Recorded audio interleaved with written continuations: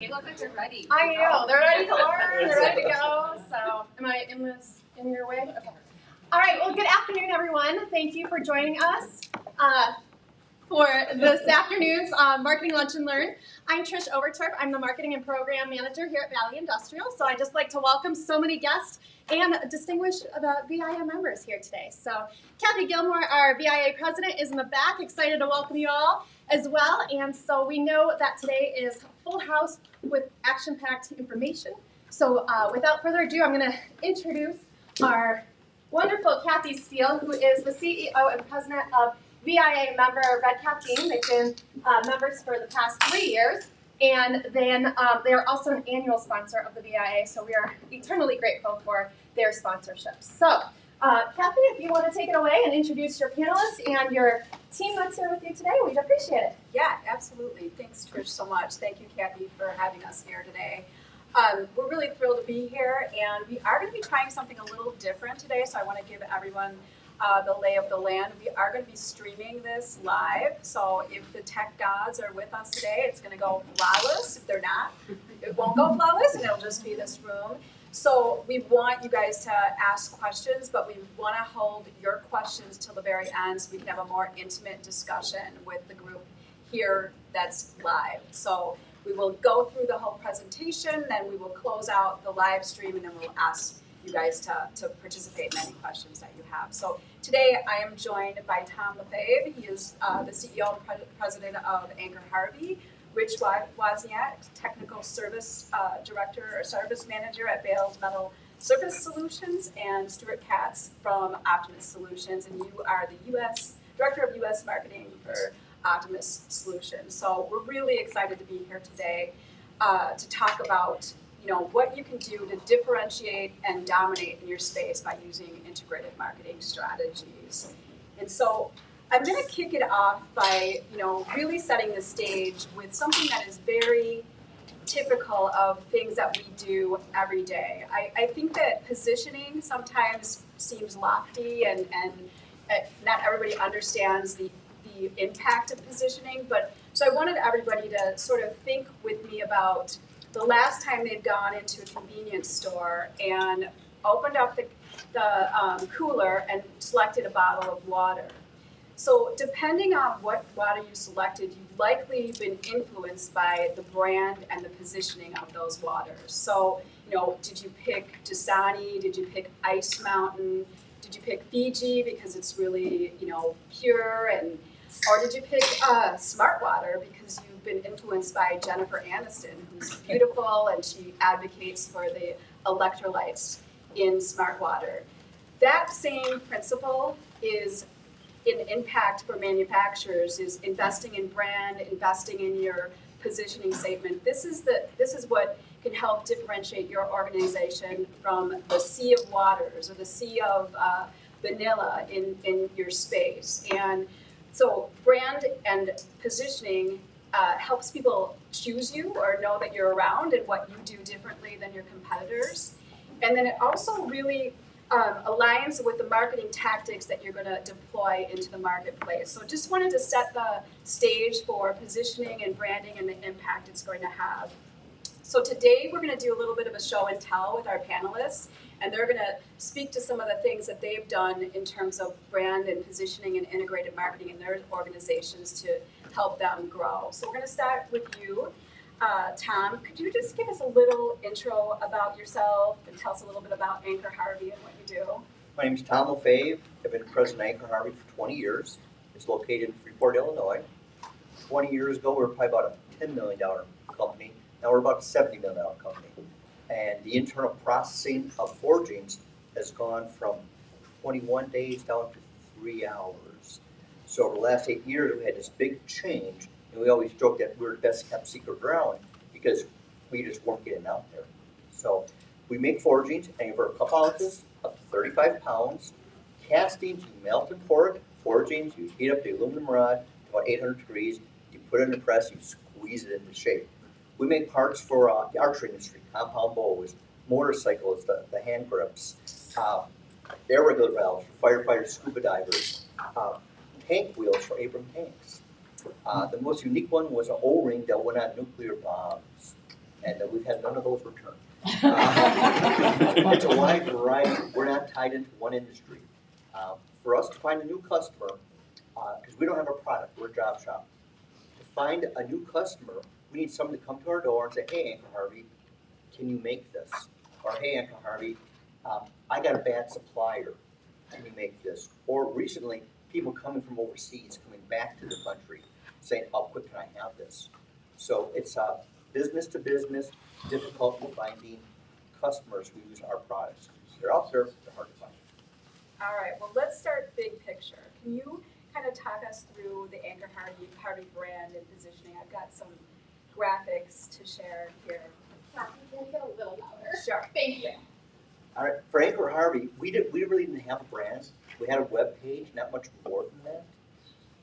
We were coming out of the COVID year. We were in the COVID year in March of 2020, and we became AS 9100 aerospace certified. And a week later, they shut everything down. So our business changed dramatically. We were making air regulators and other first responder type equipment, working 7 days a week, and we had a phenomenal year, the COVID year. But our business contracted to key customers. Red Caffeine was on board, and we were just getting that whole process going and rebranding Anchor Harvey, being a technological, data-driven company. That's what we had, but nobody knew it. That was taking place. The web page was being completely redone, being optimized, pay-per-click, the search optimization. It was becoming totally revamped at the right time. We got lucky. Because as 2020 went on, we got into 21, we were out there, and you could find us. And we had a different image. We looked sharp, we looked crisp. Our shop looked good, but nobody knew about it. So with Red Caffeine, with their help, our image got out there. Well, talk a little bit about the Forge for Life positioning and just that impact that it's had on your employees and the marketplace.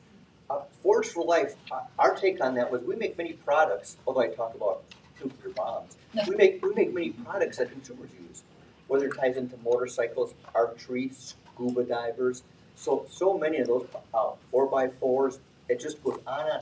Our products wind up in consumers' hands through the retail branches. So we wanted to kind of get away from that forging. We forge for life. And here are all the different products. It was a different twist for being in the forging industry. And that really made a difference. Our customers tell us all the time, it caught their eye, because we're not like the other forge shop, in another state. And I think you guys coined the phrase, it's not what we make, it's what we make possible. So Right. you're really the facilitator of other people's products. So talk a little bit about some of the other brand elements. We've got, the Anchor Harvey way. The Anchor Harvey way has really taken a life of itself, because Anchor Harvey way now means everything from how we handle employees, how we handle customers, how we process jobs. But that's a key part of now we are branded and we're living and breathing the Anchor Harvey way. Our hourly employees in the shop floor even say, that's just not really the Anchor Harvey way anymore, is it? So we get called out on it. But it was a philosophical change that went through the organization. What we're seeing here with the office wasn't nearly as crisp and sharp. Red Caffeine helped us put it in. So they're like, that's the Anchor Harvey way. It's, this place is sharp, it's clean, it's organized, it's bright. It became kind of our mantra internally, the Anchor Harvey way. Yeah, it's really, really cool. And I think that, employees felt really empowered. And I love that you're being called out on the Anchor Harvey way. That's pretty darn cool. So as part of your growth plan really centered around going into different marketplaces. So can you talk about sort of the strategy that was employed to enter aerospace, electric vehicles, and some of the other spaces you've been, of course, graphics as well? I've been in the forging industry for 32 years. I don't know why, but I'm still here. But one of the things forge shops do is that everybody goes to the same potential customer. That motorcycle company up in Milwaukee, all the aluminum forgers, don't they sell forging? Automotive. You go there. Everybody goes to the same place. And it's just very competitive. So we wanted to break out and find new customers somewhere. So in order to make that happen, the web page got updated, which looked really good. And from there, we started collecting data from the web page. So we started generating this list of qualified candidates that came in. And this list continues to build. We'll get maybe 40 names in a month that are qualified. They're buying aluminum something, so they're a good prospect. And after you do this for 4 or 5 years, that database is expanding. And we don't forget about them because we remind them all the time with constant little emails and newsletters. And they do come back to life. Those will pop. We also targeted certain industries. We went after electric vehicles. Why? Because a bunch of us at work, we were amateur stockbrokers, and several years ago, that was the hot thing. And it just took off. With Red Caffeine, we targeted them and very specifically sent out 6 packs of Anchor Harvey energy drinks. That's got some visuals of some of this. This is the EV exciting campaign. Anchor Harvey energy drinks, sought after by many. On the letter, specifically tailored, we told them how far their location was to Freeport. It's only that far away, and all of our contact information. So we did make contact with many EV folks, and in that market, there's a lot going on. So some of the EV folks at Tesla wind up at Rivian, and they know Anchor Harvey, so it's spreading. What we're bumping into is the cars are one thing. The flying cars are a whole nother thing that's behind the scenes yet. And we're heavily involved with the development of products with them. So it's coming. And that's really, I would have never thought that, but because the EV campaign, it's spread. And it is like, oh, these guys are technology sound. And flying cars, wait. Hydrogen fuel cells, they talk about electronic cars. I don't think electronic cars are gonna make it. I think we're gonna see hydrogen and fuel cars in the near future. That's what GM and Ford, that's what they're working on, and we're making prototypes for them now. So because of EV campaign, we just kind of spread out, and it got us into other areas we would never look for. That's really cool. Really cool, and I love that energy drink. It was a lot of fun. And then recently, you've been, had some interest from machine shops. We did a targeted campaign for machine shops. Why machine shops? All forgings get machined. From us, they go to a machine shop, they get machined, they'll get plated, they'll get anodized, they'll get a variety of things, and then it gets delivered to a customer. So we don't sell anything directly to Harley. It goes through a chain before it gets there. So we could be second or third tier. But we know machine shops get it normally first after us. So we did the research, came up with all these machine shops, and here we go. We had a landing page on the website, so we knew if they hit us, it was them. Out went all the emails, this campaign, and it just took off. Now, controllers and owners, they like to see, okay, you sent that out and we got this work. I wish it was that easy. Right, we do too. Now I get salesperson. But it does pay off. We continue to get hit from that, and they remember that. So not only that, now we have machine shop, I'll call it propaganda, all over the place. Along with the EV, we are all over, easy to find because of these individual campaigns. That helps us spread the tentacles throughout the web. So you plug in Anchor Harvey, we're coming up all over the place. Aluminum forgings, we come up all over the place. Our competition doesn't do that. Yeah, that's fantastic. Talk a little bit about, it's been a crazy couple of years for any business leader. So talk a little bit about why you have stayed committed to investing, even though the economy isn't always, as good as it could be. We stay committed to a couple of things. We are always recruiting for employees, and we have billboards and other things that happen all the time. We might take that budget up and down, but there's something going on all the time. The reason being is, if you don't do that, you lose the continuity. Back to marketing. I look at marketing as being a freight train going down the rails. It starts off slow, but it gets going, and all the information continues to spread. It's the way the web is. But if you stop, that train stops. And then all of a sudden, other people are jumping in front of you, and you're losing your spot in line. And you need to be, it's a little bit of spraying and praying, getting out there, but if you don't do it, your competition's going to do it. So we are very committed year after year, and our budgets have gone up and down a little bit, but we've been pretty committed with that dollar amount to have a presence. What's happened this year's been a phenomenal year for us. We used to always joke about it on Monday mornings. Hey, this tank company hit us. Yeah, I was thinking about them this weekend. No, we weren't. Yeah. This year, we can't keep track of the company names we've never heard of. This is the biggest year in my 32 years I've ever seen these company names, no idea. We know the big boy, Lockheed Martin, General Motors, everybody knows those.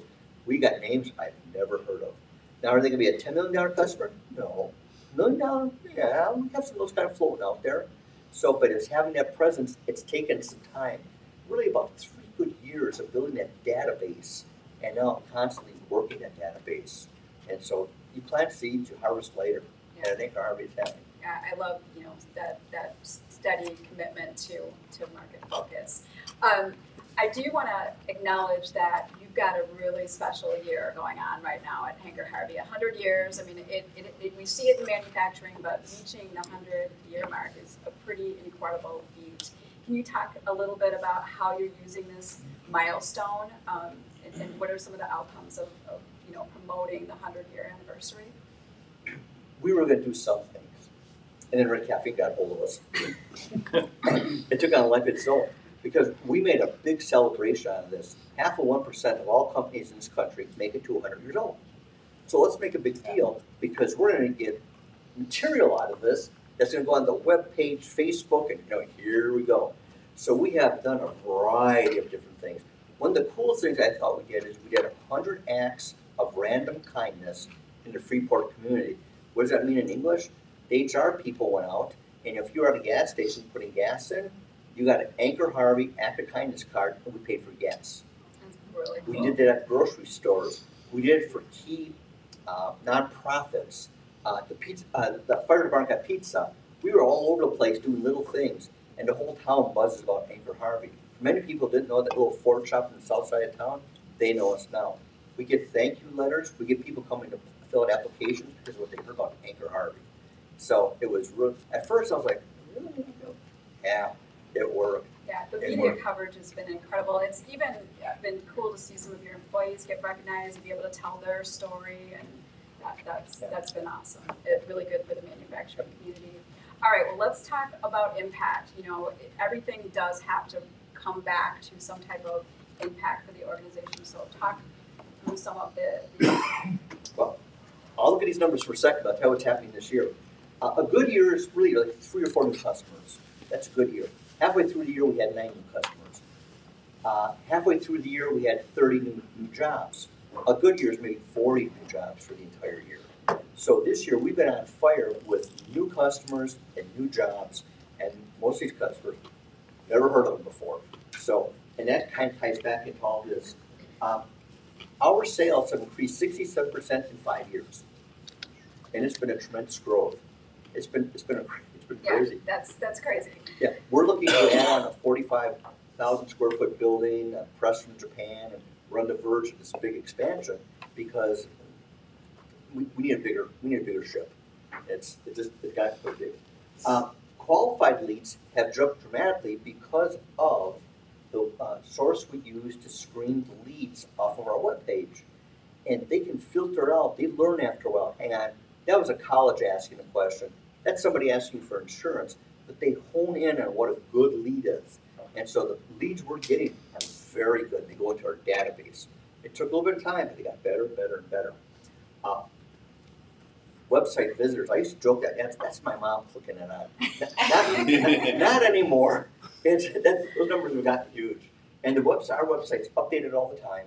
It needs to be. We have articles, we have videos, because for Google to have your search engine get you higher, Google's looking for more activity from the company on your webpage. So if you're snoozing, you're losing. You're going to fall back to page 18. With Red Caffeine, we have a very active webpage. It's changing all the time. Social followers on Facebook, LinkedIn, we always have new things going on with those areas. I'll wake up on Saturday morning, I'll click on LinkedIn, and Red Caffeine put something up there. And of course I like it, and I start sending it around, and it gets thrown late. But that's part of that. New accounts lined in different industries. Over the last 4 years, that's a real number, 76. And it's been great. And what's nice about it is I'm not fighting with all the other Ford shops. There's some very unique niches in this, and niches usually mean a little bit more margin. We love to say riches in the niches. Yeah. So all that, the new people, new customers has really jumped. It's given us an opportunity to raise prices some, and we're expanding, and they love our service. Yeah, it's been a great collaboration. You guys do a lot of great things internally as well. So, all right, Tom, thanks so much. I'm going to switch gears. And Rich, you're up. Can you tell us a little bit about yourself and Bales? Sure. My name is Rich Wozniak, a technical service manager for Bales Metal Surface Solutions. I've been with Bales about 8 years. Pretty much what I do is I'm the resident mold maker. I have a mold making background and a plastic injection management background. So a big core of our customer base is probably 75% mold making industry or injection molders. So that's why I'm in the role I'm in. Bales Metal Surface Solution, we're celebrating our 45th year. You know, we're going to try to shoot for the 100, but we got a long ways to go. We're excited about 45 and actually planning on 50. But yeah, it's a family-owned business, family-owned company. Red Caffeine has taken us to the next level. We've increased we've changed our ERP system, so now it's just like, well, have you talked to that customer? Oh, maybe. Well, now we have the data, not only from Red Caffeine, but our new ERP system to show us that, hey, this is actual data. Everybody needs the data. And we were just kind of flying by the seat of our pants. And now with the guidance of Red Caffeine and a few others, it's taken us to the next level. And we see good things coming in the years to come. Excellent. Thank you for that intro. And so I want to step back to the branding. We rebranded in 2014, so it's been a while in market. It was a little bit before your tenure, but speak to some of the impact that the rebranding has had. I think there was some impetus to the decision to make this rebrand happen. Exactly. I mean, we used to be up to 2014, we were Bales Mold Service, and we just didn't always work on molds. So Bales Metal Surface Solutions took on the new look, fresh, bright orange and navy. Our owner, Stacy Bales, is a huge Bear fan, so that kind of threw that in there. So everything is orange, blue, and white. I have orange gym shoes for my trade shows. I have a WeatherTech orange belt I wear. And who would have thought 8 years ago, as a mold maker, that I'd be wearing orange and talking in front of people? I keep trying to get you to wear other orange things. I We know. don't always. Oh, we don't even want to go down there. She tried to get us to wear an orange lab coat, which we'll probably talk about a little bit later. All right. So, you're in a technical sales position, and you field really hundreds and hundreds of quote requests per month. So, talk a little bit about some of the technologies that we've been leveraging to help improve the sales process, and I think the other thing, without jeopardizing customer experience. You have a really high touch customer experience, and we don't want to make people feel like they're talking to a bot. So No, right, exactly. A lot of it goes through, some of our communication starts with our chat box. Our chat box on our website is manned by myself and Rich O'Brien, who does the same role. We see a lot of changes through the industry. Everybody wants, just like if you go to buy a car, you do your research.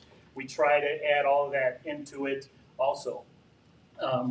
You're looking at, folks that, need to be knowledgeable, need to know what they're doing. These molds, hundreds of thousands of dollars to build molds, and we're here to help protect that or polish it or help it to the next level.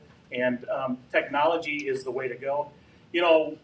Talking, with the chat, the touch, the personal touch, we see a lot of that, even through emails. I was the guy prior to the pandemic. I would get in the car once or twice a week, go to Wisconsin, go to Michigan. I don't really do that anymore. And it's excellent to be able to just have those channels. Everybody's got a cell phone. Everybody's communicating typically with their cell phone, doing most of it online. I was just in Vermont visiting a customer, and everybody's charging their phone because everybody's still working at the airport. And it's just key to have that touch with all your customers and having all the information that's readily available. However, if they do have a question, there's many ways they can channel and reach out to us, whether it be the chat. We have an info page, we have RFQ, Our emails are on our website. Everything is out there. So if there is something you need, that more personal touch. Oh, by the way, you can even call us, just to name a few.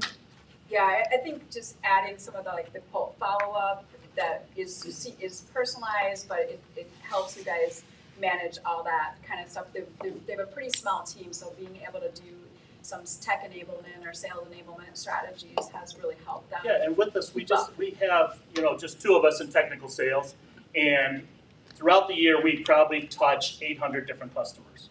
And it's a lot to manage, and we do need a little help, and it does actually make our job easier to be even to the next level, I'm sure, but our industry, people need to have that confidence that we're gonna do it right and do it right the first time and do it on time. Yeah, absolutely. And speaking of chat, it really has become one of their largest lead gen channels. I remember us talking about it and we're like, will this work? Well, let's see. Like 3 years later, you're getting more leads via chat than through your RFQ form. So pretty cool. So the old way of selling, as you spoke to, really did require a lot of site visits. And so talk a little bit about some of the other technologies you've invested in developing in the last few years to help improve customer experience, but via technology. Sure. Well, one is the coding comparison tool. We used to just have this little, one-page thing we'd hand out to customers. Well, now you can actually go onto our website, pull up a coding, whether it be like electroless nickel or chrome, pull up the 2 and see what the comparisons are. Whether it be like the Rockwell hardness, the lubricity, the abrasion protection, and just to name a few. So it's a nice tool to go in there and, hey, I've got this problem, and it's stripped down easy for, not for dummies, but it's down and easy where you can just see, okay, there's the 3 Bs. Okay, that's really good for release. And it just kind of starts the conversation, moving you in the right direction if you got an issue. On-call support was originally called the Mold Doctor. That's the lab coat. That's where Kathy said, why don't you guys wear lab coats at your trade show? So we had our booth redesigned. It says, make an appointment with the Mold Doctor. And me being the resident mold maker, I thought it was a little quirky. Actually, it was a little quirky. And but for the most part, during the pandemic, we needed to go that extra mile to contact our customers. And what happened was you got an issue with a mold. I had guys taking out their cell phone or just their iPad and going out to the press and showing me, hey, look at here. This is happening when we're ejecting this part. What's going on? One time it was actually a processing problem because I have a processing background, so I helped them solve it. It wasn't even plating related or tool related. It was just the way they were processing their tools. So it was a great tool in the beginning, and then all of a sudden it kind of got stagnant. So then we went to the on-call support. And to be honest with you, all of a sudden it has really jumped. When we got rid of the Mold Doctor and all the cutesy, 15-minute telemedicine, here we are. I can solve your problems. You'll lose weight tomorrow. But no, the on-call support has really helped us, and it's definitely starting to take a change now that we've recently just kind of updated that. And then we also, in our industry, plastic injection molders, cycle time is key, or even in any thing. You just got to make the parts faster, make them efficiently. What we did is we put together this cycle time calculator. You make an X amount of parts, X amount of cavities on a tool, and just giving them a little down and dirty. Okay, if you did this, if we NIBOR coated, for example, your tool, you may increase that by 10%. And then it showed them what the value is of that. And I think it's an excellent tool, and it opens the conversation because, not only do we solve problems with tooling issues, with release and things like that, but when you go to somebody that says, okay, I can make 1,000 more parts an hour or whatever it may be, it's huge in our industry. Yeah, it's, with lead times as they are, any kind of production increase is really, really valuable to organizations. So we just recently did a voice of customer survey. Talk a little bit about some of the things, like the key learnings from that survey. Well, surprisingly, from the survey, we thought we were going to get X amount of some of our top tier customers to respond, but it actually wasn't. It was more of the middle tier. Like I said, we have about 800 customers a year, and the ones that replied were kind of surprising, but everything goes into lead time. As part of our service, polishing and plating, we're last in line in a mold build, so typically the time is already used up. So It's ideal that, hey, we need this tomorrow. Well, we can't do it tomorrow, but we have made great strides with our new ERP system and some changes operationally. And we're also moving some of our lines to streamline some things. So it's made a huge difference, and everybody's talking lead times in our industry.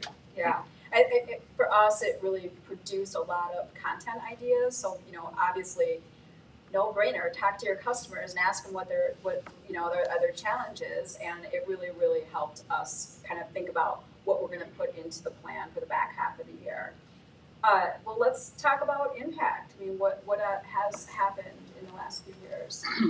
Well, we're off to a good start for the most part. It's kind of slowed down a little bit here, but for the most part, exceeded the target by 13% revenue increase last year.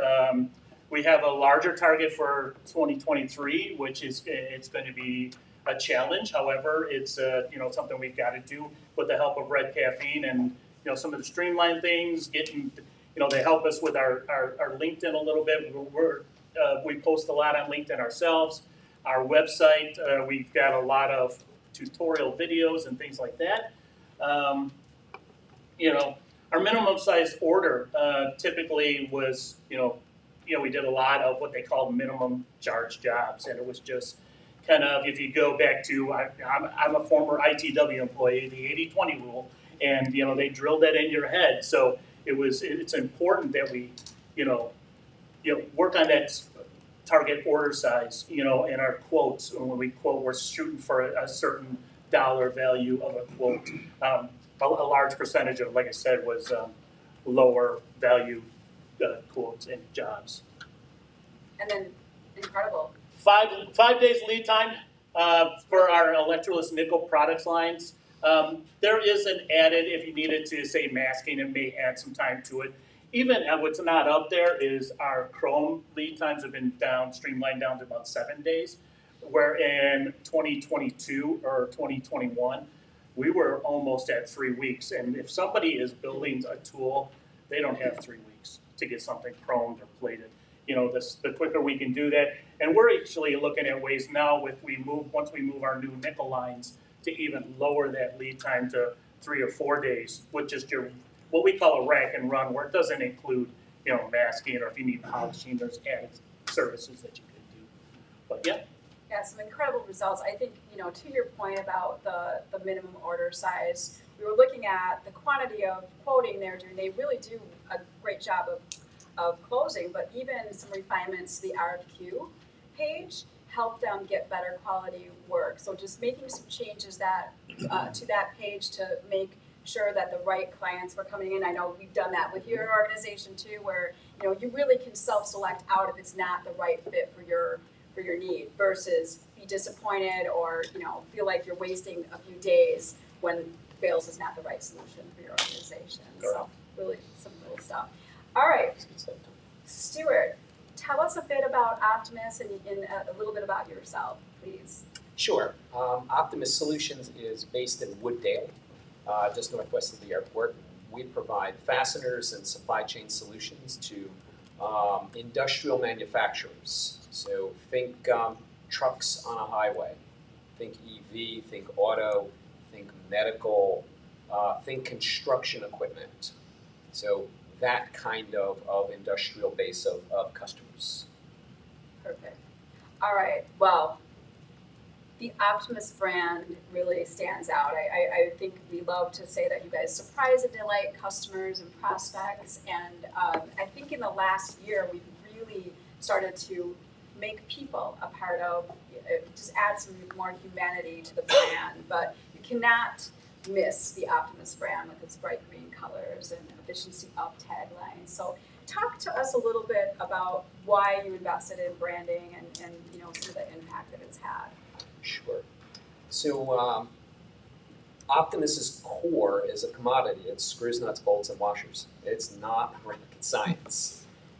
So we looked for the opportunity to be different, right? We looked absolutely at our competitors. Our chief ones are red and blue.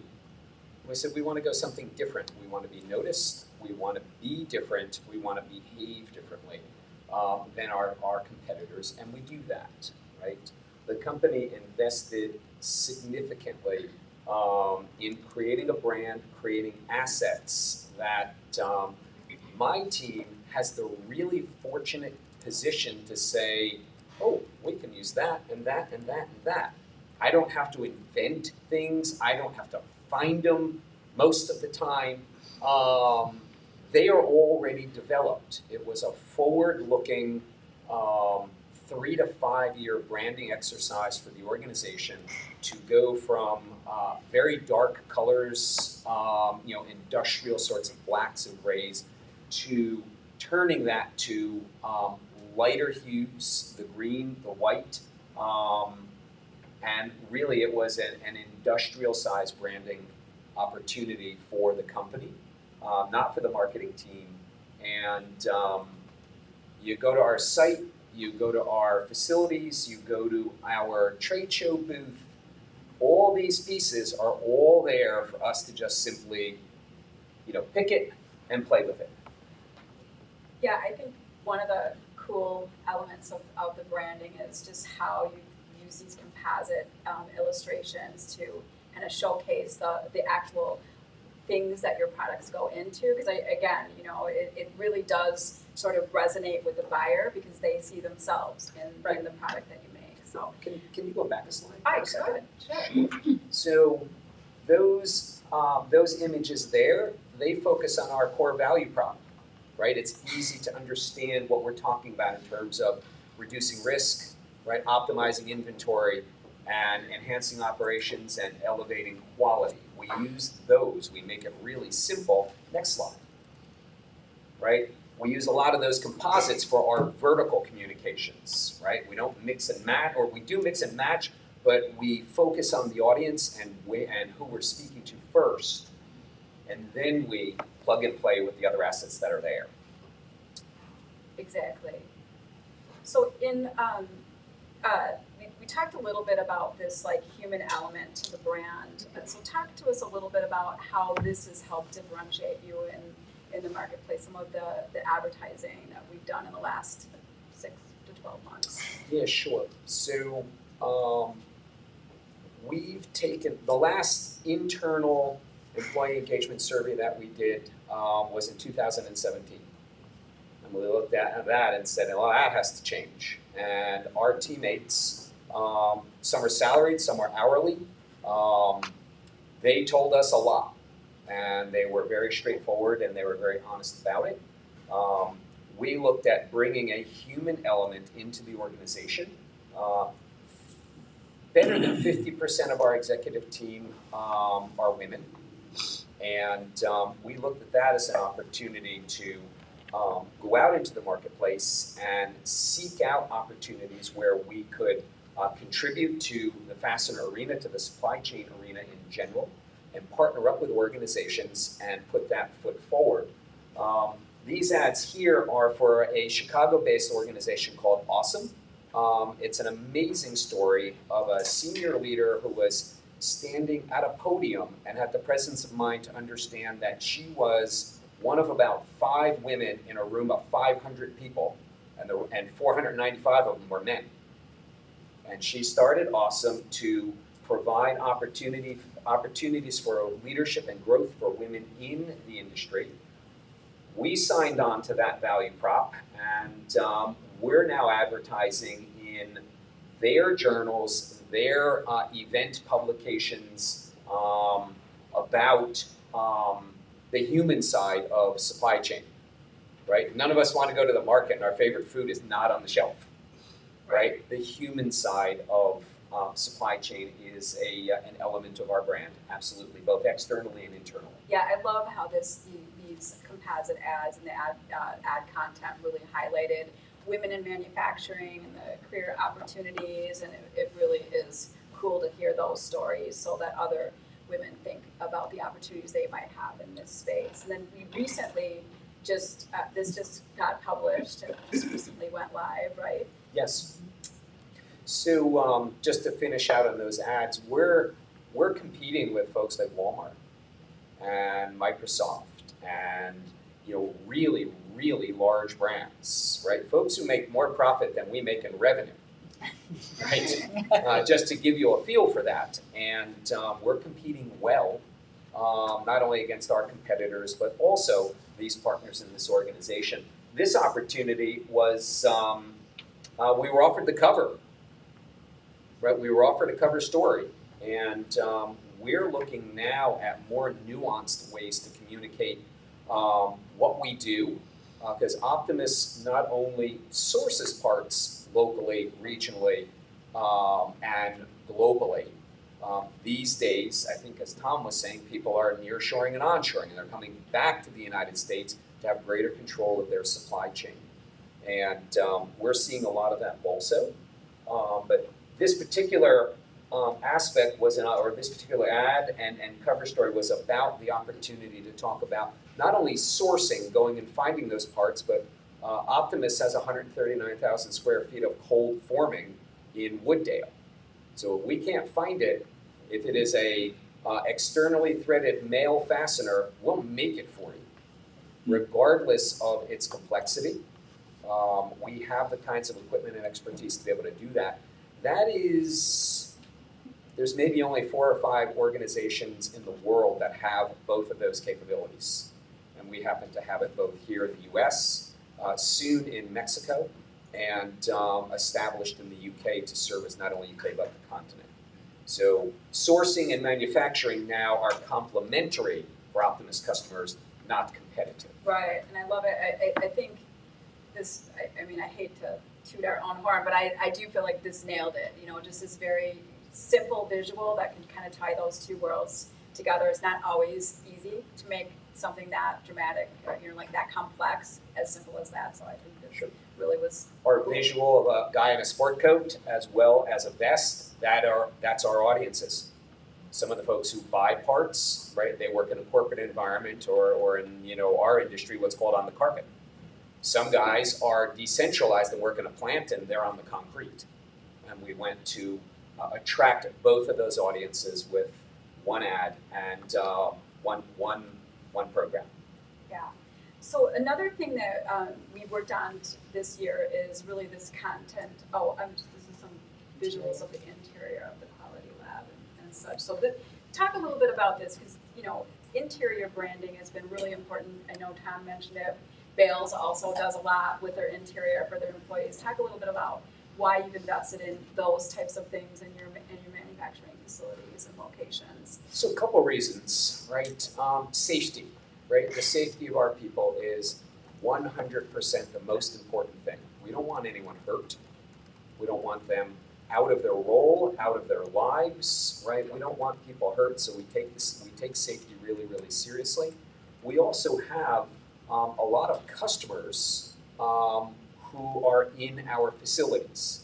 And we want these facilities to be orderly, we want them to be bright, we want them to be attractive, not only for those customers who come in, but also for our own people. We'd like them to come to work, right, and do a good job for the organization. We invest that way to build our brand, and we're seeing it in the responses that we're gaining to our engagement survey. We're seeing that kind of feedback, and y'all can see, right, from the earlier images from our brand guide, it was just, what could we put on the windows? This would be kind of interesting, and what could we show? And people see this in their distribution facility, they see it on their website, they see it in other areas and in other pieces that we do, and that brand just becomes part of their day-to-day, part of their life.